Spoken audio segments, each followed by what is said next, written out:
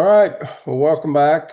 Appreciate you taking a little bit of time out of your summer to go through some various leaves and different things that can have an impact on the finances of the district, but also on budget timing and just some other things that we'll hit on. Today's session combines a couple of different employee human resources topics, the various types of employee leave and how that is handled, what financial opportunities might exist, and then we'll look at some various policies that I was able to pull up. And then the second part, we'll kind of talk about a separate issue, which is early retirement incentives. Um, that's another avenue for reducing personnel cost. And then there are certainly some precautions that come when you start thinking about doing an early retirement program. As we go through these slides today, I want to point out that I've mostly, when I reference policy numbers, when I talk about most of the slides, I'm going to be referring to it from the certified staff side. But in most cases, there would be a simple or a similar policy that would relate to classified staff. So just a little bit of that caveat. So today, here's kind of what we will talk about the different types of leave, the cost of those leave, maybe some ways to reduce cost around those different types of leave. I'll talk a little bit about some financial implications, and then I want to share at the end, if you're not aware, a way to do some policy searches to see what other districts are doing in the way of writing policy around their leave. So this is a disclaimer. A lot of this today is about conversation and awareness, just to kind of put them things in front of you. The matter of leaves and absences, compensation, very heavily dependent upon legal compliance and human resources policy. So we're stepping a little bit out of my area of expertise, so to speak, to open up and share a little bit about some of these different um, ways to look at leave and how you use it. But certainly, if you're going to change any of your policies that exist and you're going to dive into looking at doing it a little differently, certainly need to consult legal counsel. So, as most are aware, there are several types of leave mentioned in your policy. And I've stated MSBA policy is GCBDA for certified staff.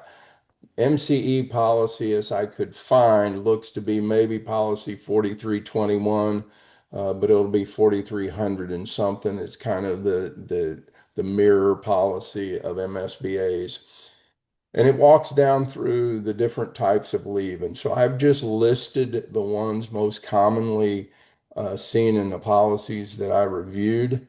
And then it gets into some of the more specific different types of leave you have to afford your folks. So I would certainly make sure that you are aware of what's there in case somebody inquires within your district about those different types. What do you think about that? So we're going to talk a little bit. And Kelly, I don't know, are you able to mute all, or I think we're getting some feedback from somewhere? You may have stepped aside.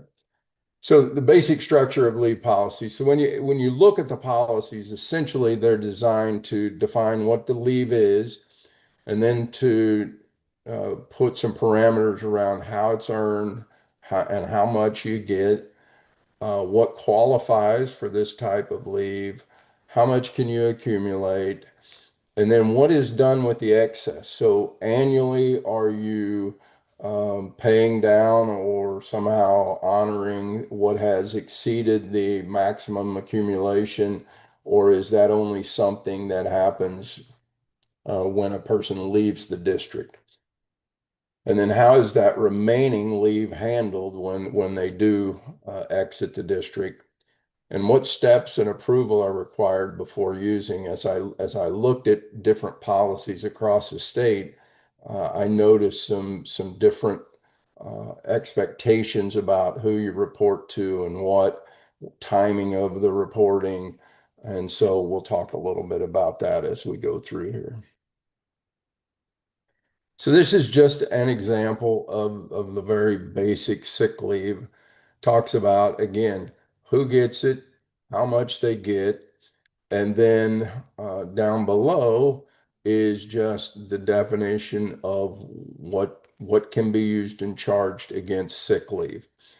So it just, and these are pretty standard from what I looked at, but some districts may change it a little bit about what is sick leave, and what maybe even the level of relatives that can be used um, related to the employee.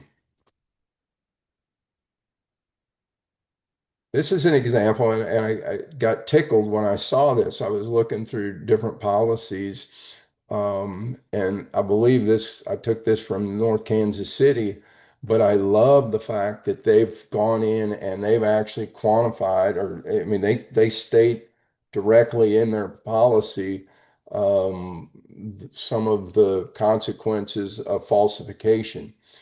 And this is something that I know, as superintendents, HR people, we have to deal with people that abuse the leave that they are given.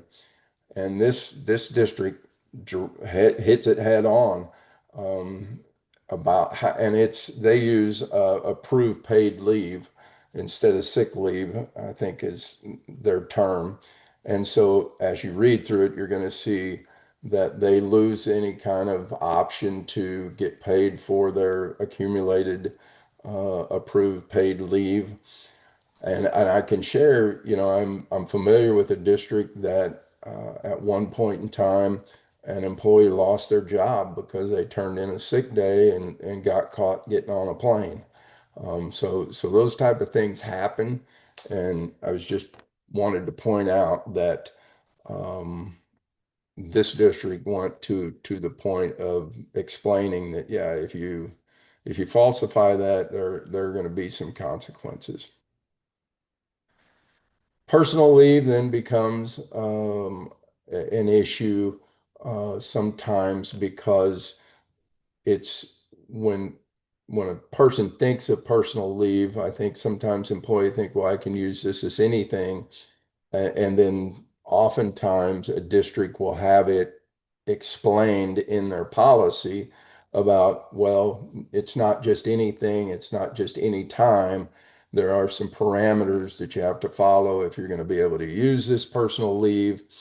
And so I've just pointed out a couple of things here in these policies that, if you're going to take it in conjunction with the holidays, you're going to extend your Thanksgiving break or Christmas break, etc., then you need to have approval of the superintendent in this particular policy. And then whenever possible, it talks about trying to give notice. Because if you think about it, personal leave um, oftentimes can be a little more planned than sick leave.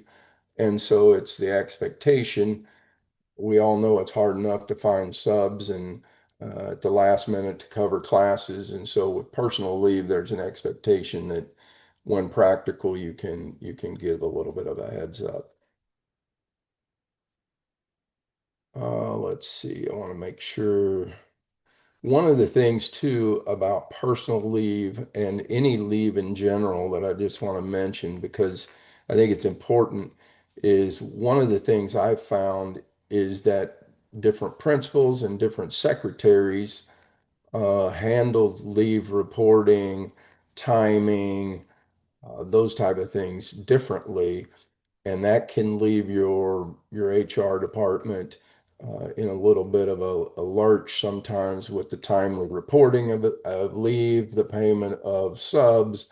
And so just making sure as you administer these leave policies as a district leader that you're consistent in how they're implemented.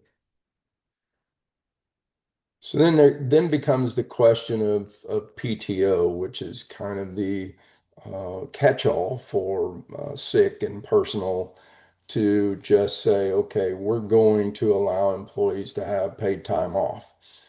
And different districts, when I did the MSBA policy search, I came up with 75 districts that have PTO. And I think in many ways, I always looked at it as when you have PTO, you're kind of honoring the employees that are honest because they're not going to call in sick when they want to go fishing. Um, but maybe if they had just a PTO day, they could do that and be able to use their days similar to those that sometimes might be willing to fudge on whether they're sick or not. One of the challenges, and this was something that we considered when I was a superintendent, was several districts were talking that I spoke to said we went to PTO and now we're thinking about going back because I think the unintended consequence was when you no longer had to have reason, people started using more. There were a couple of incidents where people were taking, just a week off in the middle of the school year to go on a trip, and that's great for the employee, not so great for the students and trying to fill those positions. So if you're considering PTO, you might do some research in with other districts because my interpretation of what I gathered during the time that we were considering it is that you will end up with more sub days if you have PTO than if you have a traditional system. FMLA, I put it in here simply because it is a very specific federal law related to leave, but you need to know about it and understand the ramifications of how much of FMLA they can get paid and not paid. So it would have some financial impact depending on the length of the time that the employee was going to be away. So I want to think a little bit now about cost of the leave, because when we're talking through this, we certainly want to talk about the financial cost, but there's also a non-financial cost. So when we allow employees to have leave for the different reasons, obviously we have to finish we have to fill the classroom with somebody, and that's either a sub, a teacher on a plan period, combining classes, an administrator covering, but in some manner, those students have to be taken care of. So the direct is the sub pay.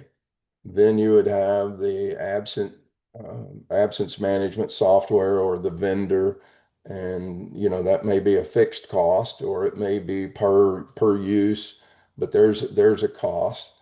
You have the payroll cost of time to record all of that, keep it straight in the employee record and on the vendor or substitute record. Uh, you have coverage stipends if you're a district that covers classes, like I said, with time, plan time, or even if you uh, support a teacher that took on, they're maybe two third grade teachers, and the teacher that took on the absent teacher's class gets a little bit of a stipend. And then obviously administrative time. We know that principals are spend a good deal of their time balancing substitutes and making sure that classes are filled. But then there's also the non-financial cost of leave, and I think that's important as we think about how do we keep teachers in the classroom. It's not only about how do we save money, but it's also about how do we reduce burnout? How do we support teacher morale? How do we best support the students? And so that's an important piece of the cost of leave. Um, Look, just see if there's anything. Okay. All right. So what is the impact of substitutes? So I think that again, this just goes a little bit further into it has an impact on several different things.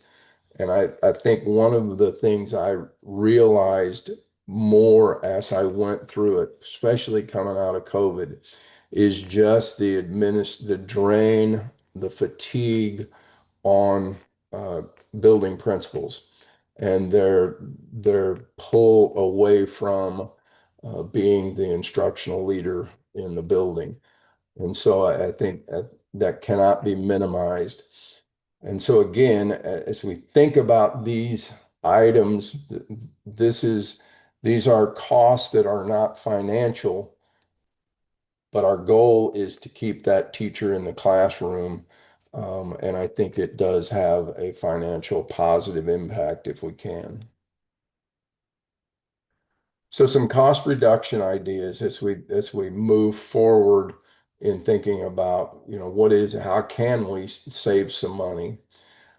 And so what is it that would help keep that teacher in the classroom when maybe um, it's they're not so sick they can't be there, or that fishing trip is not so critical that they have to go on it. Um, but the trade-off is such that they're willing to stay in the classroom. So how do we do that? Well, we can consider paying for unused leave. That's the one way. And when you think about that, then you have to go down to the next level of, am I going to pay for it during employment? Am I only going to pay when they leave the district? And do I have an incentive that is less than the cost of the sub? Because that you want to make sure that that part makes sense. If you're only looking at cost reduction, if you're simply thinking about what's best for the student, then sometimes the incentive could be greater than the sub cost if you had plenty of money. And what I learned as we did some surveys and started to research as we were looking at ways to incentivize our teachers, where a lot of them were like, yeah, I know I'm going to get paid for my unused sick days when I leave the district. Well, if you think about that, some teachers have, 30-year tenure in a district or 20-year tenure in a district. And so they're thinking, okay, I'm going to get, $25 a day for my unused sick leave 20 years from now. That probably is not a significant motivator. And so what we looked at was trying to figure out a way to get money in their pocket at the end of the year, or the beginning of the next year.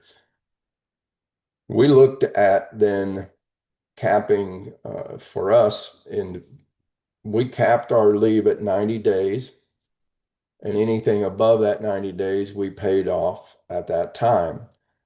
A lot of districts relate it to subs. We went ahead and related it to their daily rate.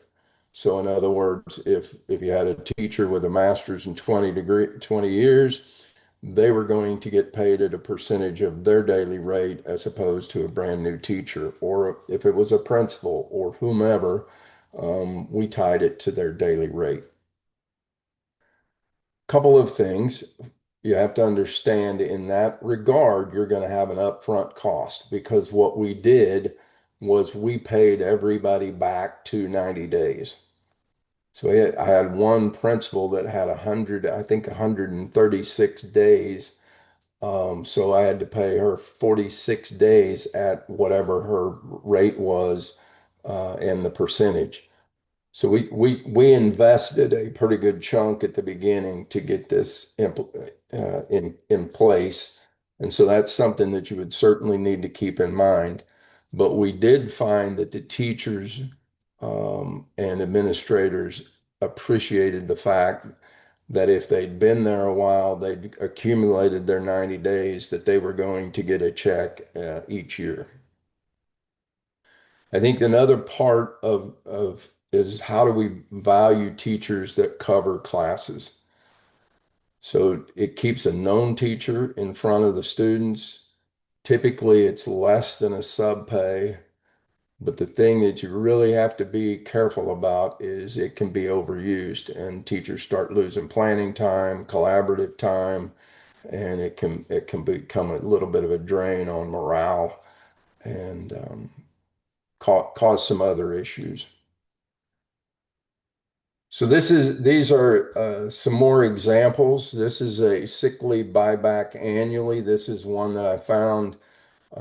This also is 90 days. So at the end of the year, if they exceed 90 days, they get paid at 25% of the employee's daily rate. Um, and then it goes on to share about, how some of that is calculated. They also goes on to talk about those that leave the district. Um, well, wait a second. This is, yeah, no, I'm a little ahead of myself. Here we go. So this is the sick leave buyback if they're leaving. And again, you have more involved in this than just cost, but there's also, we give more credence to those or more money to those that have stayed longer. And so is there some incentive to, um, stay with the district? So there's all kinds of implications that can be built into these sick leave policies, depending on what your district needs. Are they having trouble with turnover? All of those things can play into the development of your policy, and that's learned by surveys, by meeting with your staff, by understanding exit tickets, exit interviews. Why are they, um, why are they leaving? And learning from all of that as you build out your policies related to leave. So this is a similar policy, only this is one that is a district that uses PTO. So again, similar as far as tied to the substitute teacher rate, which is probably what I've discovered is the most common. Don't Not tied to the individual's rate, but tied to the substitute rate. Probably easier to calculate. Certainly going to be less expensive in most cases, depending on what percentage of daily pay you use for your employees. This one then starts to get into a little bit of the early notification um, incentive. So that's the next part of how do you use your um, leave pay, your support for their unused leave.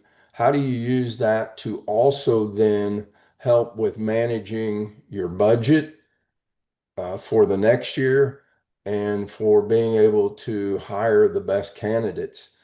So, how do you incentivize employees to let you know early rather than wait until hiring season's over, come in and tell you, hey, I'm leaving, and now you've got less of a pool to hire from. Different districts do it different ways. Again, you can see the highlighted language talks about submission before different board meetings. And so if you're resigning or retiring, the earlier you let them know, the more you get paid. And so that's a way to get those folks that maybe sometimes are on the fence, or believe it or not, that there are people that absolutely do not want a retirement party. And we used to see this. We knew they were retiring, but they wouldn't turn in their retirement stuff until after everybody was gone from school. and then they would turn it in. Well, if they want to do that, that's fine. But if you have this incentive, a lot of times you can get them to go ahead and submit that. I put sick leave pool in here. It's a different beast. I think if you talk to an attorney and you don't have a sick leave pool, I think most of them will tell you stay away from it. But if you have one, understand the implications of that. One of the districts I noticed, instead of a sick leave pool, which are often not in policy, they kind of operated outside of policy. But one district had a carryover approved paid leave. So they had a system for how they would carry over that approved leave and how it could be used, I think, in a similar manner to the sick leave pool. All right, so that's going to kind of stop. We'll transition now to just share a little bit about the early retirement incentive type programs.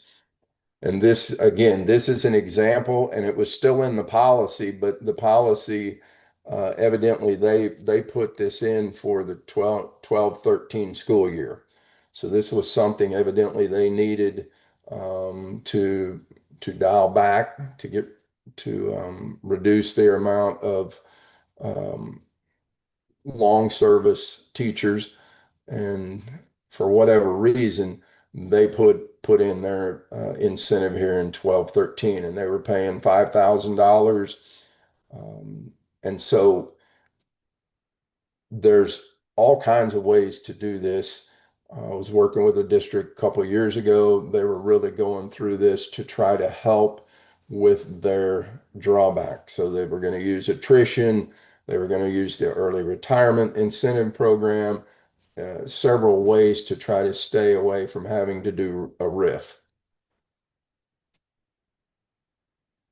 However, I think this is one of the things that has to be discussed when you're thinking about an early retirement incentive program. You can save some significant money, especially if you know you're not going to fill positions.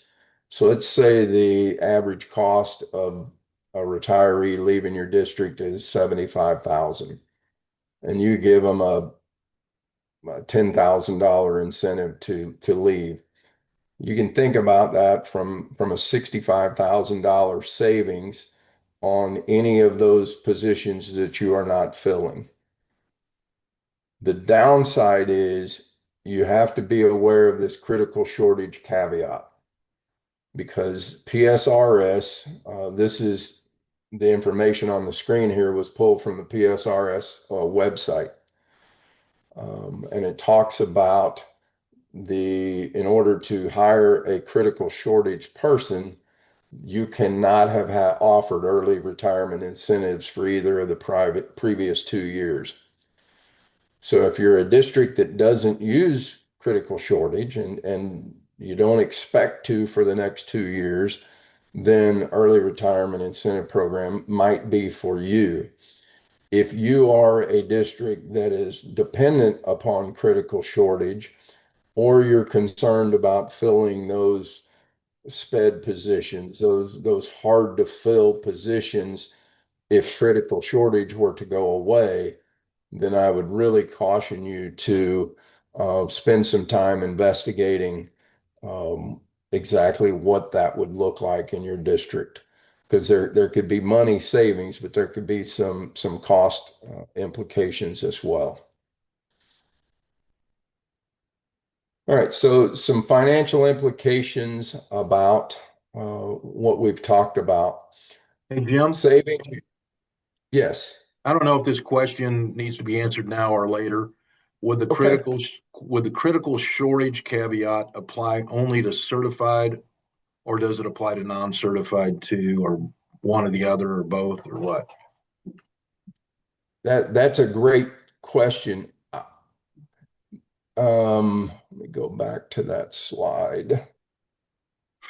An employee can hire a maximum of one person.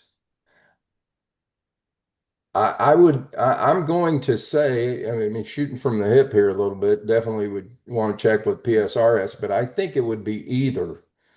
Um, I don't know that they would let you say, well, we're going to do it on the certified side and not the peers side. But certainly a question that would um, be appropriate to ask the PSRS peers folks. Thank you. Good question.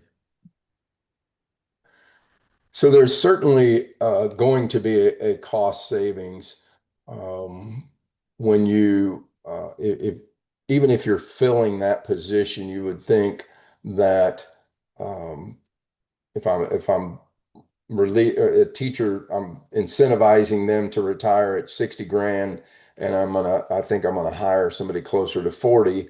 There's going to be a savings potentially, even if you fill the position. If you have eliminated the position or are planning to do some type of um, condensing of your FTE, then it would be a complete savings with the uh, EREP type program. In the red, what I have in the red are related to the different leave changes. So the savings for changing your leave would be related to, can we lower sub costs? Is the incentive that we are giving to employees to stay in the classroom going to be less? And can we pull back on the expenditures we're making for substitute teachers? Then the ERIP, there's an expense to the incentive. So if whatever the cost that you're putting out there in the example I showed, it was $5,000. Another example I was reading online, it was 25,000. So whatever that level of incentive that you need to create the retirement, that is going to be a cost for the first year. So you pay it the first year, assuming you don't fill that position again. The next year, then it becomes a full savings, i.e., $75,000 teacher pay and benefits, $25,000 incentive. The first year, it's only going to save 50.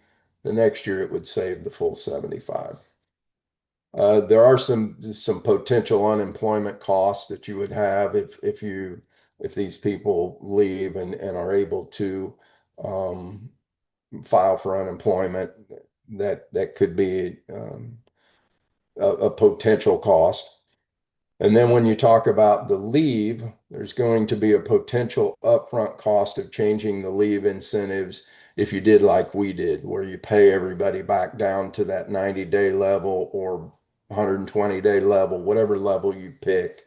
There are going to be potentially some upfront cost getting it set up.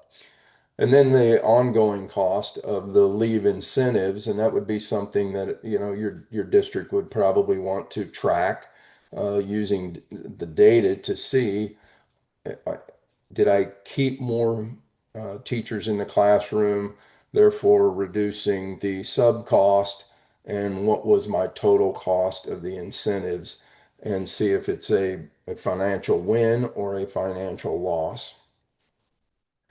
And then again, I mentioned the hidden costs, the loss of critical shortage. So we lose that. And so we have to look at long-term subs. We have to look at staff coverage, potentially increased class sizes if we no longer have critical shortage. There can be increased turnover from the existing staff if your RIF, your ERIP, if you use those and it's not handled well politically, you can actually then see some increased turnover with the remaining staff. And then lastly, and we talked about this quite a bit in an earlier session, but the political legal capital that gets expended when you're making these type of changes. So the last thing that I wanted to do is just to share, because if you're not aware of it, I think it's important that you understand as you're doing some research how you can go look at other policies. So this is a link. I'm going to go to my old school district and go to their policies. And when you get here, if you go to search and you click on search this site and other sites and click policies here, you can then type in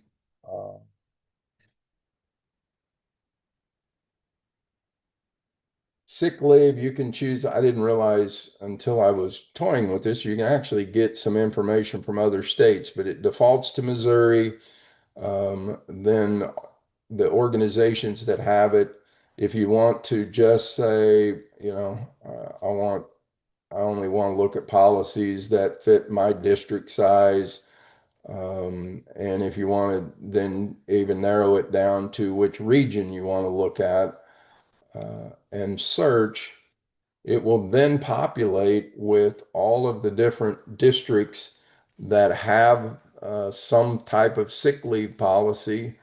And when you click on it, uh, let's go with Drexel here. These are the policies that mention sick leave. So they have it in salary deductions, suspension is where it is listed with Drexel. So again, you can scroll down through, and again, this was sorted by only schools less than 500. If you want to change your search, you just go back up to the edit button or the little pencil up there, and you can go back in, change your parameters and research. But I think if you're looking, not just for pay and sin, but really you could go in and look at, what do other districts use for their capital spending threshold or contractor level. You can go look at all kinds of things. So I thought it was kind of something that would be important as you're seeking out policies. All right, let me get back to here. All right, Kelly, I think that brings us to questions.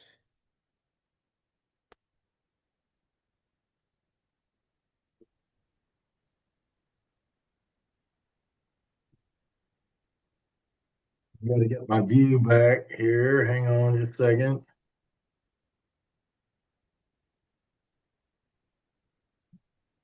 Jim, I don't have any more questions in the chat, but the person that asked that last question, uh, Talina, did that answer your question, or do we want to expand on that a little bit more about the critical shortage question? Although PSRS is going to be the final say, obviously. She may be gone. So, any other questions? Just jump on. Feel free to jump on, unmute your microphone. Yeah, I had real quick. Is there any advantage to really carrying over less days as opposed to like 90, like 60 days per year? Or did anybody take advantage of 90 days kind of thing? Or what's the advantages of going longer or going shorter?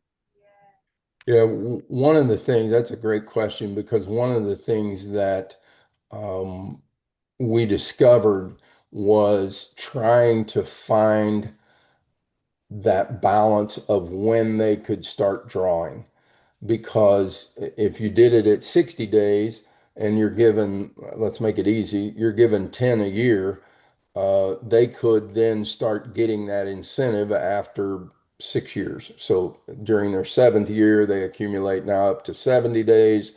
At the end of their seventh year, they get paid for those 10 days.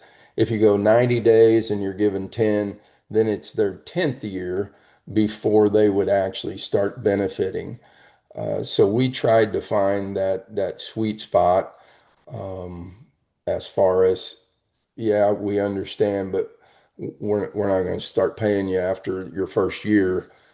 And we think there's value in banking a certain amount of sick days for maternity leave for different things. So as you weigh all of those things in, that kind of drove our decision to the 90 days.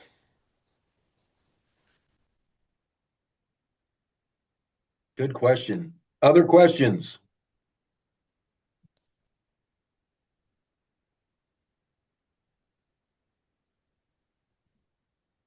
I will plug next week. We'll talk a little bit about prepping for the audit, some things that might help you, some sequencing of what they're going to be needing, and talk a little bit about the ASBR.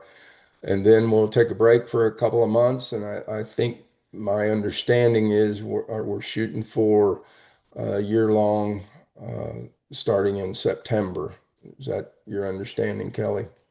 Yeah, Tight Times is going to expand a little bit. It won't just be limited to financial conversations. I think once a month at least, we'll talk about communications pieces with your community and really try to dive into that communication piece on how to help you communicate whatever you find yourself, whatever situation you find yourself in. Every district's a little different. Some districts, Tight Times financially haven't really hit some of those districts yet, and others are really facing some monumental changes within the next 12 months. So everybody's a little different, and appreciate Jim sharing his knowledge. Um, Also, while I've got you all on here, I've had several people ask me about the Missouri or the MCSA School Finance Academy. That is a brand new offering, and it's just open to individuals that are going to be in their first year as superintendent starting July 1 and CFOs that are starting July 1. We have 90 slots that we're able to cover the cost um, through a DESI grant. And so those 90, to be quite honest, we're at 87 already. And I just picked up a first year superintendent today that I found out we didn't even know the school district had a retiring superintendent until yesterday. So this person just got hired this week, is my understanding. So we are probably not going to have any additional slots available for people in their second through 20th year.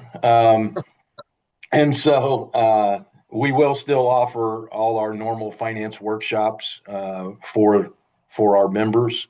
But that question has come up several times in the last week since we started advertising that. And I hate to have to tell people that we don't have room, but that's the reality. Any other questions or comments before we sign off? All right. Thanks, Jim. Appreciate it. But hope to see you all next week.